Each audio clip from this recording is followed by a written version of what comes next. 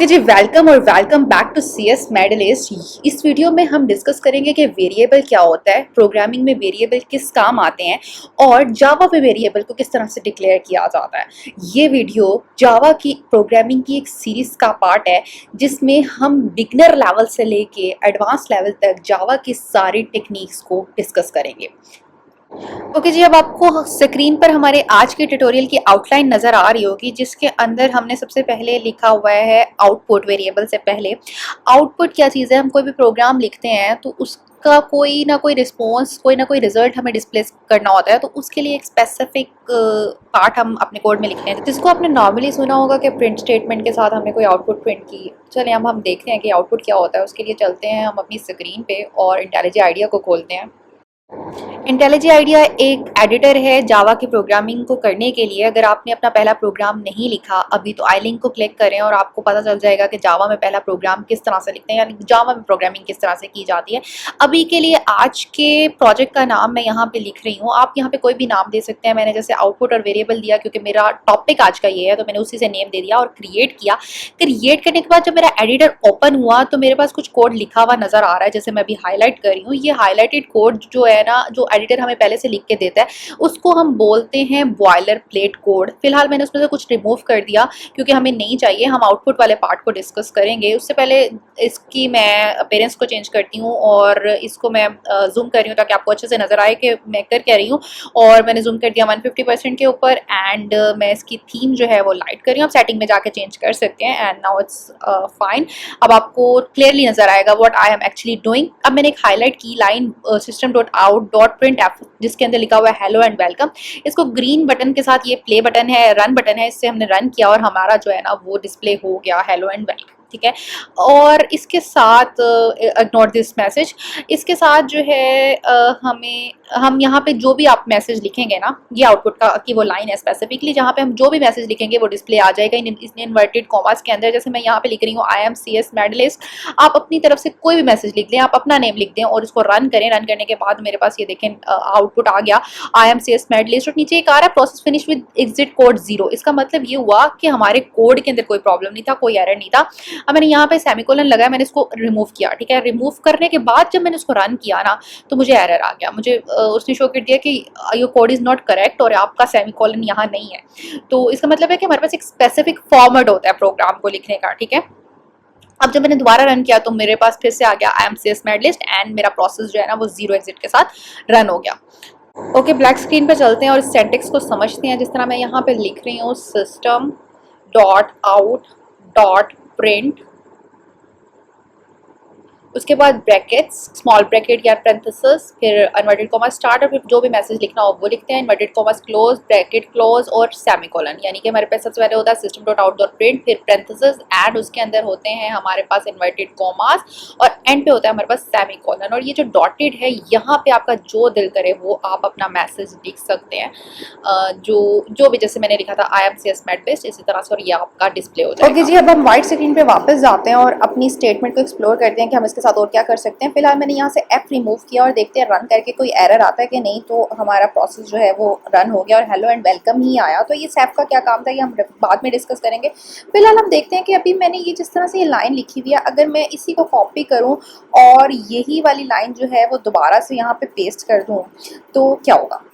तो मैंने ऊपर मैसेज लिखा हेलो एंड वेलकम और मैंने जब लाइन रिपीट की तो मैंने यहाँ पे मैसेज चेंज कर रही हूँ और मैं कह रही हूँ टू CS मेडलिस्ट और मैंने 2 लाइंस के अंदर जो है वो मैसेज रन कर दिया है। तो क्या ये 2 लाइंस पे आउटपुट आएगा?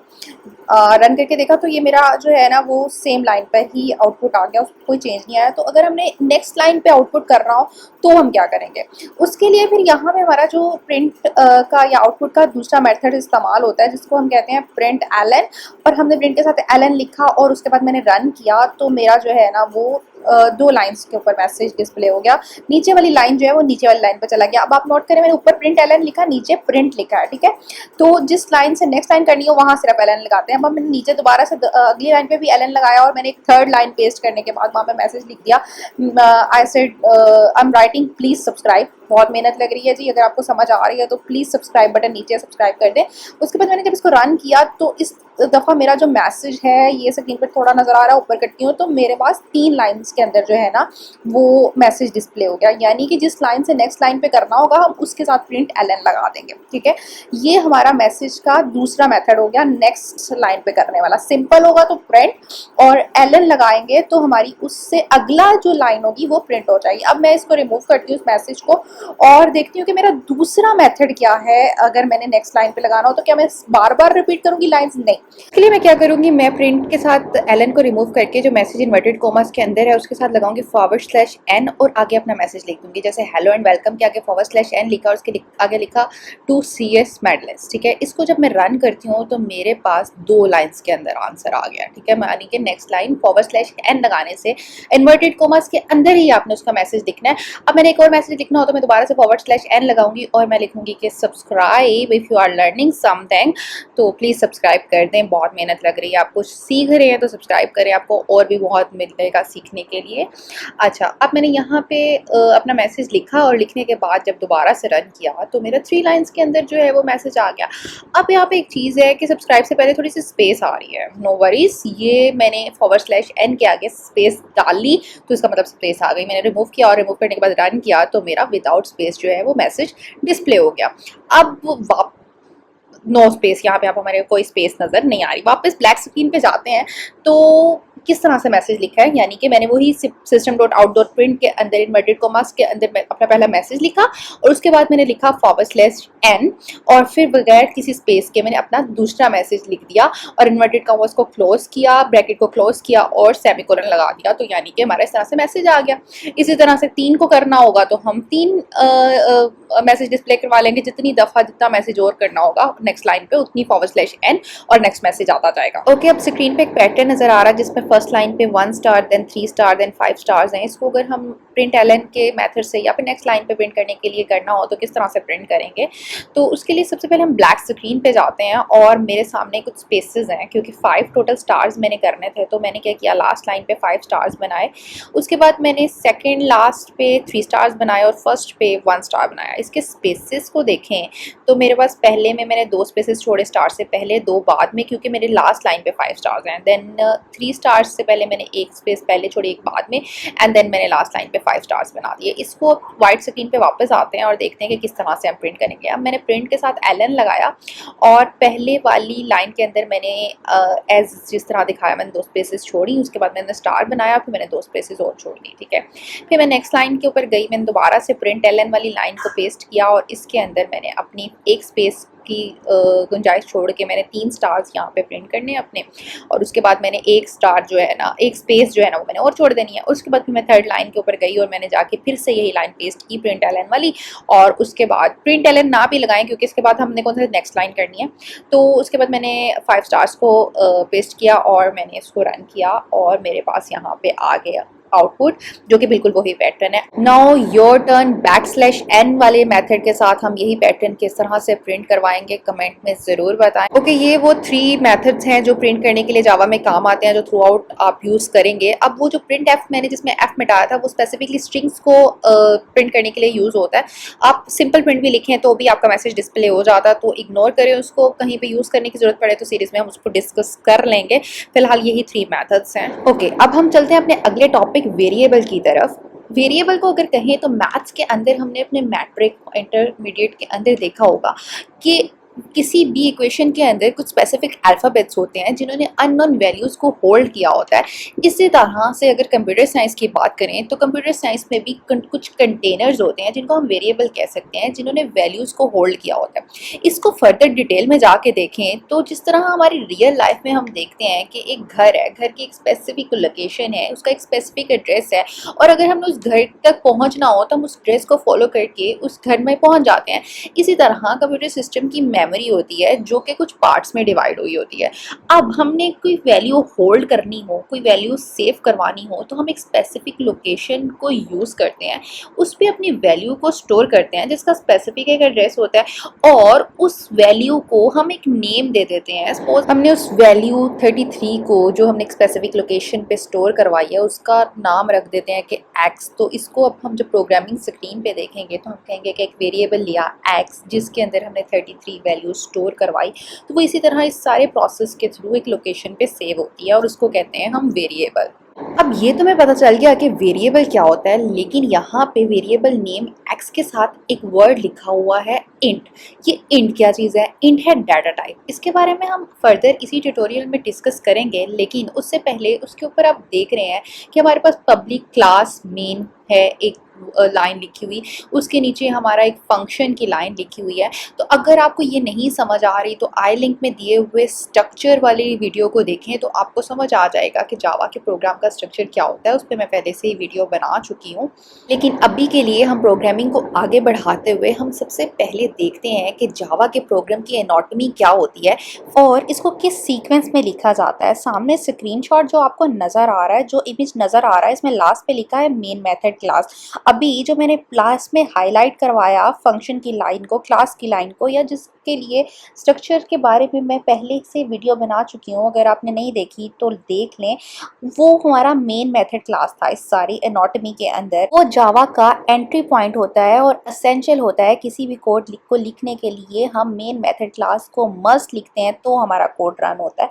लेकिन उससे पहले भी कुछ सेक्शंस आते हैं जो हमारे पास ऑप्शनल हैं और जहाँ इनकी ज़रूरत पड़ती है वहाँ हम इन्हें यूज़ कर लेते हैं। तो हम मेन मेथड क्लास को समझने से पहले एटलीस्ट देख लेते हैं कि वो सेक्शंस क्या होते हैं।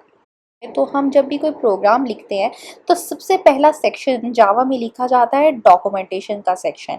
अगर इसके बारे में बात करें तो ये होता तो ऑप्शनल है, लेकिन यहाँ आप लिख सकते हैं कमेंट्स में कि इस कोड का ऑथर कौन है, डेट क्या है, ये कोड क्यों लिखा गया है, स्पेसिफिक पार्ट किस लिए लिखा गया है। आप एक डॉक्यूमेंट के फॉर्म में लिख सकते हैं। अगर आपको नहीं पता कि कमेंट्स किस तरह से लिखी जाती है और कमेंट्स क्या होती है तो अगेन इस पे भी पहले से वीडियो बन चुकी है, आई लिंक में आपको उसका लिंक मिल जाएगा। उसमें देखें कि कमेंट्स किस किस तरह से लिखी जाती हैं, किस किस टाइप की कमेंट्स हम जावा में यूज़ कर सकते हैं। अच्छा, इसके बाद नेक्स्ट पार्ट है हमारे पास पैकेज स्टेटमेंट। डॉक्यूमेंटेशन स्टेटमेंट के बाद आप अगला पार्ट लिखते हैं कोड में पैकेज स्टेटमेंट को। किसी भी क्लास को ग्रुप करने के लिए हम पैकेज को यूज़ करते हैं। तो यहाँ पे इस पार्ट में आप लिख सकते हैं कि कौन सी क्लास का ताल्लुक कौन से पैकेज से है। अगेन ये एक ऑप्शनल पार्ट है, विद सीरीज हम इसको डिस्कस करेंगे। नेक्स्ट पार्ट अगर हम देखें तो वो आता है इंपोर्ट स्टेटमेंट। इंपोर्ट स्टेटमेंट अब बहुत सी जगह पे आपको इंपोर्ट करनी पड़ती है, डिफरेंट पैकेजेस को आउटसाइड द कोड आपको इंपोर्ट करना पड़ता है जो यूज़ होता है। सपोज अगर एक छोटी सी एग्जांपल दूँ तो यूज़र से इनपुट लेने के लिए आपको एक क्लास यूज़ करनी पड़ती है, स्कैनर क्लास। तो आप उस स्कैनर क्लास बजाय इसके क्या बनाओ, आप उसको इम्पोर्ट करते हो और देन यूज़ करते हो। तो वो जितनी भी स्टेटमेंट्स जो हमें ज़रूरत के वक्त इम्पोर्ट करनी पड़ती हैं वो भी हम इस तरह से पैकेज स्टेटमेंट के बाद उसका सीक्वेंस आता है इंपोर्ट स्टेटमेंट्स को लिखने का, जो कि मेन मेथड से पहले पहले लिखते हैं। उसके बाद अगेन ये ऑप्शनल है। उसके बाद नेक्स्ट हमारे पास इंटरफेस स्टेटमेंट आती है, ये भी ऑप्शनल है। इंटरफेसेस क्या होते हैं ये विद टाइम हम डिस्कस करेंगे। उसके बाद कुछ क्लासेस जो हैं वो हम खुद से बनाते हैं और वह उसकी हम क्लास डेफिनेशंस जो है वो हम इंपोर्ट स्टेटमेंट इंटरफेस स्टेटमेंट के बाद नेक्स्ट पार्ट में लिखते हैं। सपोज हमने एम्प्लॉय की क्लास बनाई, प्रोग्रामर की क्लास बनाई, और इस तरह से डिफरेंट क्लासेस बना सकते हैं। With time we will discuss it. Again ये भी हमारे पास ऑप्शनल पार्ट होता है। और उसके बाद आता है मेन मेथड, जिसको मैं स्टार्ट पे डिस्कस कर चुकी हूँ कि ये एसेंशियल है, मस्ट है। यहाँ से ही जो है वो जावा के कोड का एंट्री पॉइंट है, यहाँ से ही हमारा मेन कोड लिखा जाता है और इसी की वजह से मेन कोड रन होता है। और ऊपर जितने भी हमने पार्ट लिखे वो सब हम इसी के अंदर यूज़ करते हैं फर्दर। अब अगर प्रोग्रामिंग के टर्म्स में देखें या कंप्यूटर साइंस के टर्म्स में देखें तो ये वेरिएबल हम यूज़ क्यों करते हैं, हमने ये वैल्यू स्टोर क्यों करवानी होती है और इसका फर्दर क्या काम होता है।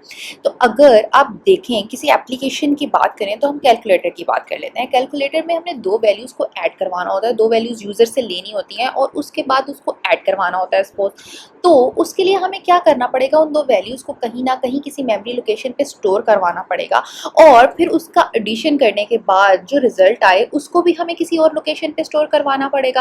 तो यहाँ पे आता है वेरिएबल का यूज। सपोज हमने 3 और 4 को ऐड करवाना है तो हम एक वेरिएबल बनाएंगे, उसके उस लोकेशन को स्पेसिफिकली लेंगे, उसका कोई नाम रखेंगे, उसमें हम 3 को ऐड करवाएंगे, दूसरी लोकेशन का हम नेम रखेंगे, उस पर 4 को ऐड करवाएंगे और उसके बाद इन दोनों वैल्यूज़ को ऐड करवा के एक थर्ड वेरिएबल लेंगे, उसका कोई नाम रखेंगे और वहाँ पे हम उस वैल्यू को स्टोर करवा देंगे जो उसका रिजल्ट आया होगा। ओके, अब तक हमें ये तो समझ आ गया कि वेरिएबल क्या होता है और इसका बेसिकली यूज़ क्या होता है किसी एप्लीकेशन के अंदर। अब हम इसको सेंटेक्स वाइज तोड़ते हैं कि प्रोग्रामिंग के सेंटेक्स में ये क्या है। सेंटेक्स एक ग्रामर रूल को कहते हैं। जिस तरह से हम नॉर्मल लैंग्वेज के अंदर कोई सेंटेंस बोलते हैं, इंग्लिश में बोलें तो हम कहते हैं कि दिस इज चेयर, सिंपली एक सेंटेंस है, तो ये एक रूल के तहत ही हम इसको इस तरह से लिखते हैं। इसी तरह से अगर हम प्रोग्रामिंग की बात करें तो वहाँ पे भी स्पेसिफिक सेंटेक्स होता है, एक स्पेसिफिक फॉर्मेट होता है, उसी तरह से हमने अपनी लैंग्वेज को, अपने टर्म्स को लिखना होता है प्रोग्रामिंग में। अब हम अगेन वेरिएबल पे वापस आते हैं तो हमने यहाँ पे लिखा int x equal to 3 and then semicolon. इसको तोड़ते हैं तो सबसे पहले हमने लिखा int एक डाटा टाइप है, इसके बारे में अभी हम डिस्कस करने लगे हैं। उसके बाद x लिखा, x हमारे पास वेरिएबल का नेम है, जिस तरह से मैं ऑलरेडी बता चुकी हूँ कि हमें उस लोकेशन का, उस वेरिएबल का एक स्पेसिफिक नेम लिखना होता है।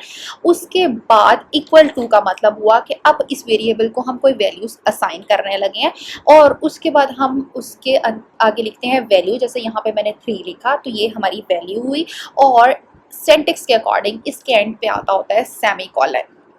चलें अब फर्दर हम देखते हैं कि ये डाटा टाइप क्या चीज़ है, इसको एक्सप्लोर करते हैं। जैसे मैंने पहले कहा कि वेरिएबल एक कंटेनर है। रियल लाइफ से एग्जांपल लें तो एक वाटर बॉटल को हम ले सकते हैं कि वाटर बॉटल वाटर कंटेन कर रही है, वाटर को स्टोर कर रही है, सेव रख रही है। इसी तरह से अगर हमने ज़्यादा क्वांटिटी के अंदर वाटर को स्टोर करना है तो हम बड़ी बॉटल ले लेंगे या फिर जग को ले लेंगे।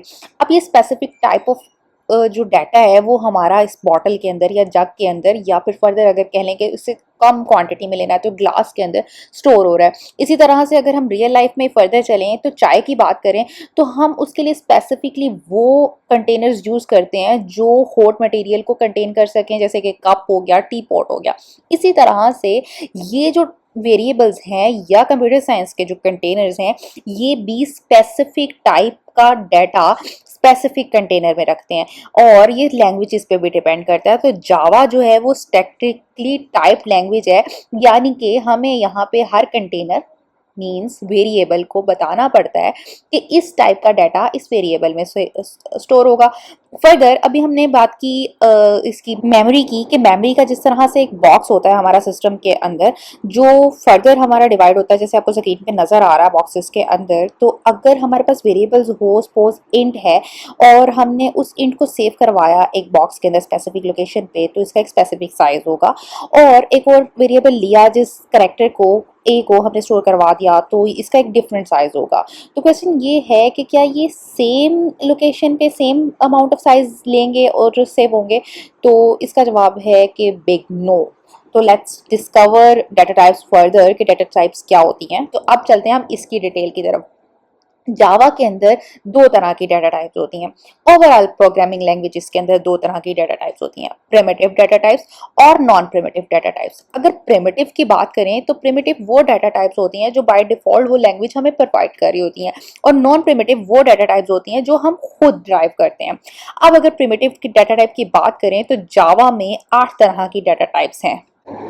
Int, byte, long, float, double, character, short, boolean. अब इनको डिटेल में थोड़ा सा डिस्कस करते हैं कि ये क्या होती हैं। सपोज अगर हम बात करें इंट की तो ये इंटीजर टाइप को शो करती है जो कि नेगेटिव वैल्यू हो सकती है, पॉजिटिव वैल्यू हो सकती है, जीरो वैल्यू हो सकती है। All type of whole numbers हम इस डाटा टाइप के अंदर स्टोर कर सकते हैं और इसका एक स्पेसिफिक साइज होता है। पहले हम ये डिस्कस करते हैं कि कौन सी डाटा टाइप में किस तरह से का डाटा स्टोर किया जा सकता है, देन इसके साइज पे आते हैं। अगली डाटा टाइप अगर हम डिस्कस करें तो बाइट में एक स्पेसिफिक रेंज -127 से लेके 128 तक के होल नंबर को स्टोर किया जा सकता है। अगर इसकी फर्दर बात करें कि ये क्यों है या इसका यूज़ क्या है, तो वहाँ पे जहाँ हमें मेमोरी कंजम्पशन का ख़ास ख्याल रखना हो, सपोज कि हमारे पास लार्ज एरेज हैं और हमें देखना है कि हमें मेमोरी को बहुत स्पेसिफिक तरीके से यूज़ कर रहा है, तो वहाँ पे हम इस बाइट टाइप की डाटा टाइप को यूज़ करके अपनी मेमोरी कंजम्पशन को सेव कर सकते हैं। आगे बढ़ने से पहले जो कि हमें अभी स्क्रीन पे नज़र आ रहा है कि अगली डाटा टाइप है लॉन्ग। तो लॉन्ग को डिस्कस करने से पहले हम थोड़ा सा साइज़ के बारे में बात करें तो इन जो है इंटीजर डाटा टाइप हमारी वो 2 बाइट्स के अंदर सेव होती है। 2 बाइट्स मतलब कि अगर हम कंप्यूटर साइंस में बात करें तो बिट्स में डाटा सेव हो रहा होता है 0-1 की फॉर्म में। तो एक बाइट के अंदर 8 बिट्स यानी 801 सेव हो सकते हैं। तो इसका मतलब है कि 16 बिट्स के अंदर हमारा इंटीजर सेव होता है। लेकिन अगर हमारे पास मेमोरी साइज़ इससे भी बड़ा होल वैल्यू आ जाए तो वहाँ पे फिर हम इंटीजर की बजाय लॉन्ग को यूज़ करते हैं, जहाँ पे हमारी डाटा टाइप की का साइज़ बढ़ जाता है और हम लार्ज इंटीजर को कह लें, इन शॉर्ट अगर कहना चाहें तो हम वो सेव कर सकते हैं। अगर हम लॉन्ग की साइज़ की बात करें तो लॉन्ग का साइज़ होता है हमारे पास 8 बाइट्स। ओके जी, नेक्स्ट जो हमारे पास डाटा टाइप है वो है फ्लोट। अब कुछ वैल्यूज़ हमारी डेसिमल्स में होती हैं जैसे 3.1, 3.2 और सो ऑन। तो उसके लिए हम डाटा टाइप यूज़ करते हैं फ्लोट।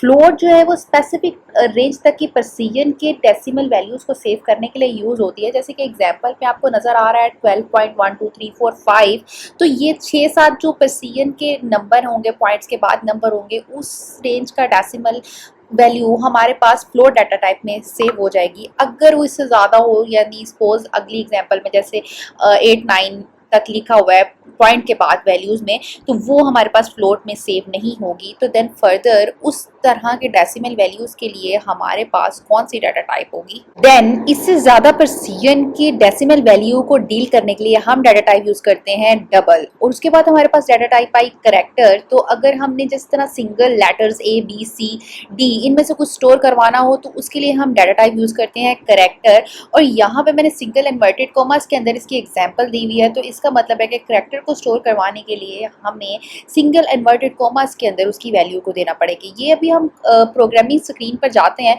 तो इन एग्जांपल्स को स्टोर करके देखते हैं कि किस तरह से स्टोर होती है, तो फिर समझते हैं। अभी चलते हैं हम अपनी नेक्स्ट डाटा टाइप की तरफ। नेक्स्ट डाटा टाइप जो हमारे पास आ रही है वो आ रही है शॉर्ट। शॉर्ट एक अगेन ट्रिकी डाटा टाइप है, just like a byte. Byte के अंदर हमारे पास स्मॉल वैल्यूज के अंदर स्मॉल इंटीजर्स के लिए रेंज थी कि जहां हमने मेमोरी कंजप्शंस को देखना हो और मेमोरी को सेविंग करनी हो, मेमोरी की सेविंग इंपॉर्टेंट हो, तो वहां पे हम बाइट यूज कर रहे थे। इसी तरह अगर लार्ज वैल्यूज के अंदर हमने एक स्पेसिफिक रेंज रखनी हो और हमें मेमोरी कंजप्शन का ख्याल रखना हो तो हम लार्ज वैल्यूज की स्पेसिफिक रेंज जो कि हमें स्क्रीन पर नजर आ रही है, इस रेंज तक की वैल्यू के लिए हम शॉर्ट को यूज करके अपने प्रोग्राम के अंदर मेमोरी कंजप्शन को करके, मेमोरी को सेव करके ऑप्टिमाइज्ड वे में अपनी एप्लीकेशन को बना सकते हैं। तो नेक्स्ट अगर हम अपनी डाटा टाइप को देखें तो हमारे पास आती है बूल या बुलियन, जिसके अंदर हम ट्रू या फॉल्स वैल्यू को स्टोर कर सकते हैं। ट्रू एंड फॉल्स वैल्यू कहाँ यूज होती है ये हम फर्दर सीरीज में वक्त के साथ साथ सीखेंगे। अभी के लिए इतना ही बहुत है। अब आपको स्क्रीन पर नजर आ रहे होंगे हर डाटा टाइप के साइजेस। इसका एक स्क्रीनशॉट ले लें, अपने नोट्स में सेव कर लें। आपको प्रोग्राम को बनाने में, उसकी लॉजिक बनाने में आसानी होगी एंड सम टेस्ट और इंटरव्यूज के लिए भी ये काम आ जाते हैं। फर्दर आपको लिंक नजर आ रहा है इंस्टाग्राम प्रोफाइल का, इसको फॉलो कर लें। आपको नोट्स रेगुलरली यहाँ पे मिलते रहेंगे। अभी के लिए हम जाते हैं स्क्रीन पे और इनमें से कुछ डाटा टाइप्स को जस्ट डिक्लेयर करके देखते हैं कि ये क्या होते हैं। ओके जी, यहाँ पे अब मैं लिख रही हूँ इंट, जो कि इंटीजर डाटा टाइप के लिए होता है। उसके बाद मैंने वेरिएबल का नाम रखा number, assigning operator equal to लगाया 23 वैल्यू असाइन कर दी। देन मैंने साउट टाइप किया और उसके अंदर मैंने ब्रैकेट्स के अंदर लिखा नंबर और मैंने ये स्टेटमेंट बना दी आउटपुट स्टेटमेंट के लिए। अगर आपने नोटिस किया हो तो मैंने टाइप किया साउट और मेरी system dot out dot print L वाली पूरी लाइन खुद से आ गई। तो ये इंटेलिजेंट आइडिया का एक शॉर्टकट है कि अगर आपने प्रिंट वाली लाइन को टाइप करना हो तो आप सिंपली साउट टाइप करें एंड देन आप अपना आउटपुट लिख सकते हैं। और फर्दर अगर मैं यहाँ पे बताऊँ कि वेरिएबल को मैंने किस तरह से आउटपुट किया है, तो मैंने वेरिएबल का नेम जो है वो ब्रैकेट्स में लिख दिया और वो मेरा आउटपुट में आ जाएगा स्क्रीन में जब मैं रन करूँगी। अच्छा, अब हम चलते हैं अपनी नेक्स्ट डाटा टाइप की तरफ, जो कि है करेक्टर। करेक्टर के लिए हम लिखते हैं कैर, CHAR, और उसके बाद अगेन मैं वेरिएबल का नाम लिखूंगी। यहाँ पे मैं लिख रही हूँ अल्फ़ाबेट और अल्फ़ाबेट नेम से मैंने ये वेरिएबल बनाया। Then assignment operator equal to and मैं फिर वैल्यू असाइन करूँगी। और करेक्टर के वेरिएबल को असाइन करने के लिए सिंगल इन्वर्टेड कॉमास यूज होते हैं। मैंने ए उसमें असाइन कर दिया एंड देन सेमीकोलन और अगेन साउट टाइप किया और मेरे पास लाइन आ गई और उसके अंदर मैंने लिख दिया अल्फ़ाबेट, जो वेरिएबल मैंने प्रिंट करवाना है। और उसके बाद फिर मैं नेक्स्ट अपनी डाटा टाइप की तरफ जाती हूँ। तो लेट्स सी फ्लोट, तो मैंने फ्लोट लिखा और फ्लोट लिखने के बाद अब मैं नेम दे रही हूँ, और क्योंकि इसमें डेसिमल नंबर स्टोर होते हैं तो मैं उसी तरह का नेम दे रही हूँ, डेसिमल, एंड देन अंडरस्कोर लगाया एंड देन मैं लिखूंगी नंबर, और मेरा ये वेरिएबल का नेम हो गया, and then equal to assignment operator, और इसके बाद मैंने वैल्यू दी इसको 23.6 और सेमीकोलन एंड एरर आ गया। अब यहाँ पे हम फ्लॉट के साथ लिखते हैं एफ। ये क्या चीज़ है ये हम डिस्कस करेंगे अपने लिटरल्स वाले उसमें लेक्चर के अंदर, जो कि इसका नेक्स्ट लेक्चर होगा। और उसके बाद डेसिमल नंबर एंड देन मैंने प्रिंट करवाया और मेरे पास आउटपुट आ गया। अब मैंने ये नेम्स इस तरह से क्यों लिखे, तो ये वेरिएबल के नेम रखने के स्पेसिफिक रूल्स होते हैं जो कि हम अपने नेक्स्ट लेक्चर में कवर करेंगे। अभी के लिए आपको अगर मेरी समझ आ रही है तो सब्सक्राइब कर लें और इंस्टा पे फॉलो कर लें रेगुलर नोटिफिकेशंस के लिए।